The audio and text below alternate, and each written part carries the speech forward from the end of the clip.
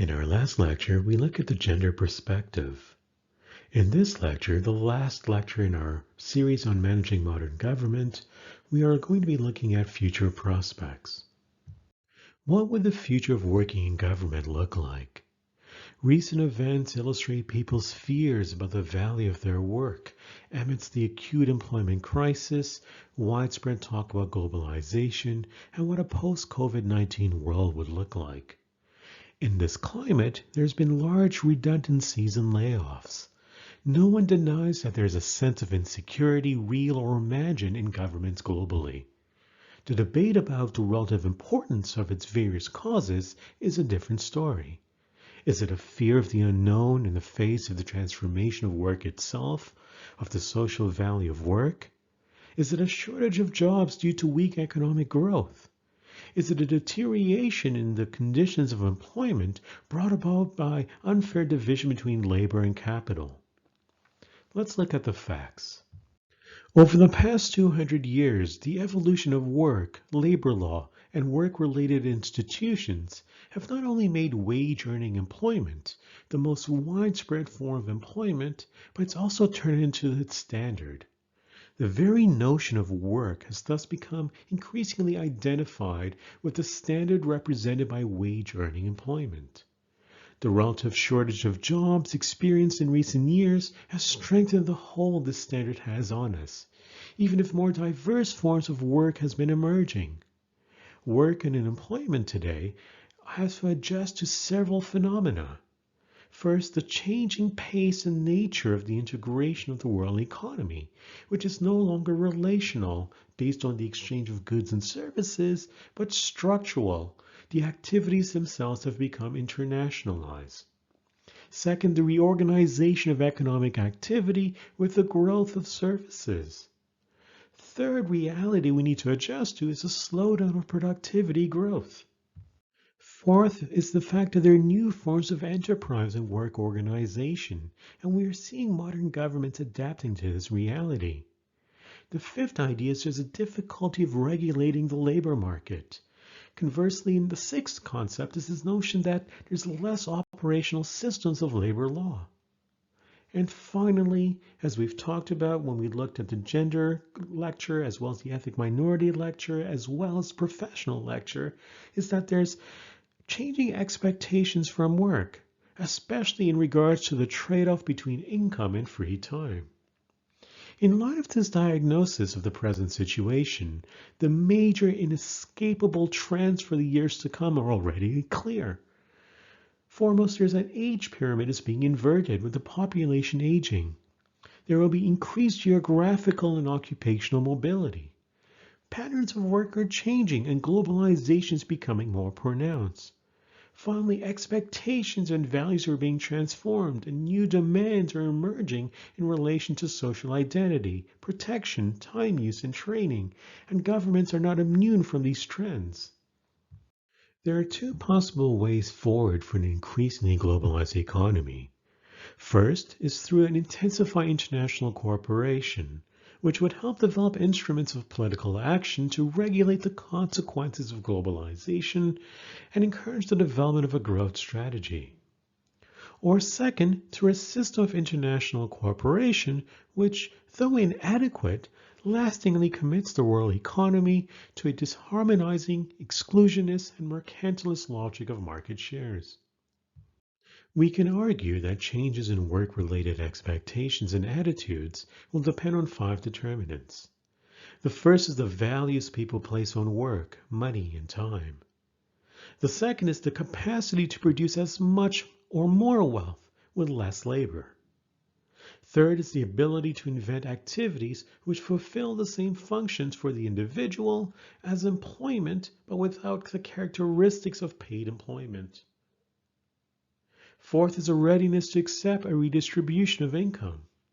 And finally, the fifth sort of determinant would be the type of regulatory mechanisms adopted.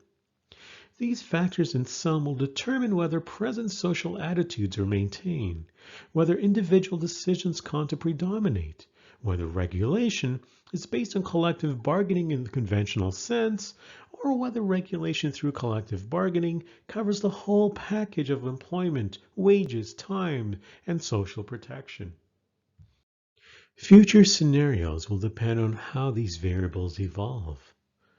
Cooperation and adjustment are the two distinctive attitudes shaping potential future scenarios. In fact, in one scenario, it can be characterized by a lack of cooperation. As a result, the nation in itself, its working population shrinks in proportionate terms, there's a persistent mass unemployment, and a preference for income rather than free time. Here, society becomes segmented and the state is bankrupt by social welfare spending on the unemployed. The second scenario is one of hyper-competition, and that of unrestrained adjustment. Competition rules supreme. The state's role is therefore to reduce to the minimum. The trade unions will be further weakened. Deregulation leads to lower unemployment, accompanied by increased poverty, precarious working conditions, and inequality. In short, in the second scenario, social divisiveness grows. The third scenario, adjustment, involves a low level of international cooperation, but rapid changes in social behavior, expectations, and institutions. Consumption gains from individuals opting for free time and reduced working hours. Active working life is prolonged. Working time and training time merges, and unemployment is reduced, and there's less strain on social cohesiveness. In the fourth scenario, there's cooperation at all levels. In combination with institutional reforms, albeit in training and labor law, the reorganization of activities through the life cycle, whether it's work, training, civic activities, leisure, and the creation of enterprise networks all come in a sort of a fora together.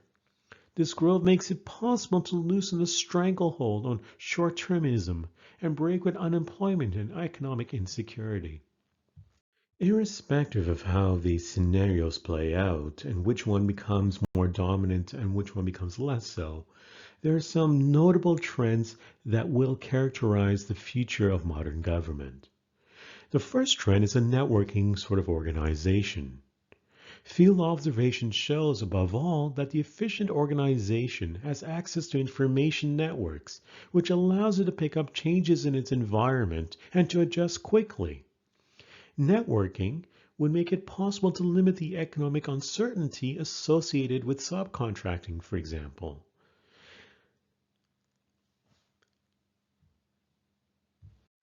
Another salient trend we will see in modern government in the coming years is this concept of lifelong learning. Now, this is an idea that's gone back as far as Weber or as Taylor, as we discussed in our earlier lectures. But the underlying idea here is that training will be a lifelong process. Skills and qualifications are being redefined, with problem-solving ability becoming just as important as know-how. We also will see a reduction of the working time. Two lessons can be learned from the past. Reduction of working hours is an adjustment method that is complicated to implement, but effective in increasing the employment intensity of growth, provided it is accompanied by genuine and socially desirable organizational change. Another lesson learned from the past when it comes to the reduction of working time is that compulsory, uniformly applicable state measures to shorten the working week with immediate effect must be ruled out. A multi-form, decentralized process to reduce working time cannot alone provide a satisfactory response to the full scale of the problem of unemployment and are not a reliable source of more employment-intensive growth. If we are to reduce statutory working time, it may be prudent to calculate it on an annual, not a weekly basis. Working time in the strictest sense of the term could thus be shortened by between 20 and 25% over the next 2 decades. The final major trend we are going to see in managing modern government in the coming years are activity contracts. Labor law, which is largely modeled on the standard of wage-earning employment in a Tayloristic organization, now faces a multiplicity of new forms of employment and work organization. Thus, today the relationship of subordination, which characterized the employment contract, is becoming more tenuous in the new systems of job assignments, new working time arrangements, and changing work hierarchies. And this is becoming more prevalent and understood in a post-COVID environment. There's a blurring of the legal boundaries that used typically to define the object of the employment contract as being directly performed and temporally quantifiable production work. It has become distinct from the person of the worker and directly related to the activity of the organization at large. The traditional model of full-time paid employment for a specified duration in a given occupation, which has prevailed since the beginning of the 20th century, is losing its standard-setting value. Thus, from the worker's point of view, mobility is going to be of great essence. An activity contract should be concluded between an individual and a number of employers organized in a network for a period of several years, during which periods of employment under a conventional contract would alternate with periods of self-employment, training, or leave devoted to perhaps community or social service activities. As we reflect on the transformation of work, it's worthwhile going back to the sort of tailless conceptions of the work organization. As we recall in our early lectures, the tailless work organization may be said to have obeyed the rule of unity of time, place, and action, perhaps even to the extent of the sort of dramatists when structuring their plays. That is, workers gathered together in one establishment for a fixed number of hours, performing given tasks. To this one may add that they enjoy the benefits of a contract of indefinite duration, a fixed wage based on time, work, and skills, and complete independence from their employer outside working hours. In the past few years, we've started to see a new era in government in which each of these components have been whittled away by the spread of new forms of employment. The key question for us to ask is, will the tailless model collapse? Perhaps the answer is a wholesale no, but nevertheless, the tailless organization, the sort of bureaucratic organization that's inspired by Taylor and Weber, and through many of the theories we discussed throughout our lectures, would gradually lose ground to an expanding gray area.